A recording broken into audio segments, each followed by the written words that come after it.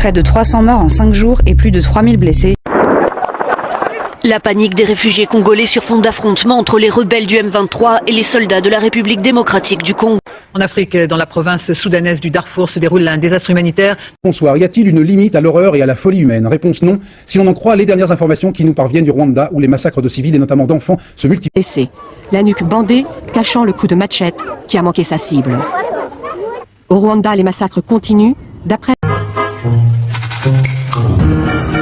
Pour mieux gouverner, le colonisateur belge décide de s'appuyer sur ses aristocrates.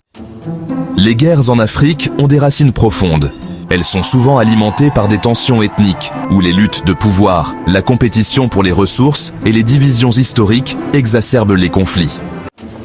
Aujourd'hui, plongeons dans ces tragédies humaines. Dans la région du Darfour, au Soudan, des tensions ethniques entre les tribus locales et les populations arabes ont conduit à un conflit dévastateur. Des millions de vies ont été bouleversées par des violences qui ont laissé des cicatrices profondes.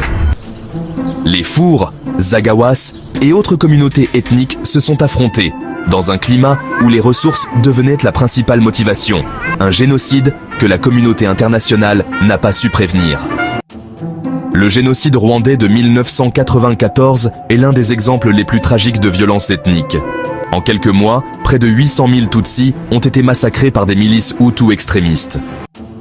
Les tensions entre les Hutus et les Tutsis ont été exacerbées par des décennies de colonisation et de divisions créées par l'extérieur. À l'est de la République démocratique du Congo, les conflits ethniques ont été exacerbés par les conséquences du génocide rwandais. Des réfugiés Hutus ont alimenté les tensions avec les communautés Tutsis congolaises. Les puissances extérieures comme le Rwanda et l'Ouganda se sont aussi impliquées, rendant ce conflit encore plus complexe et meurtrier. Au Sahel, des groupes djihadistes comme Boko Haram exploitent les divisions ethniques et religieuses. Ces groupes exacerbent les frustrations et les tensions locales, alimentant des violences qui déstabilisent la région. Des millions de victimes et déplacés. Les conflits ethniques en Afrique ne sont pas simplement des luttes de pouvoir. Ils sont le fruit d'une histoire marquée par la colonisation, l'exploitation et des divisions créées par des acteurs extérieurs. Pour guérir ces blessures, il est nécessaire de renforcer le dialogue, la réconciliation et l'engagement à construire un avenir sans violence ethnique. Abonnez-vous et restez informés pour plus de vidéos sur l'histoire et l'avenir de l'Afrique.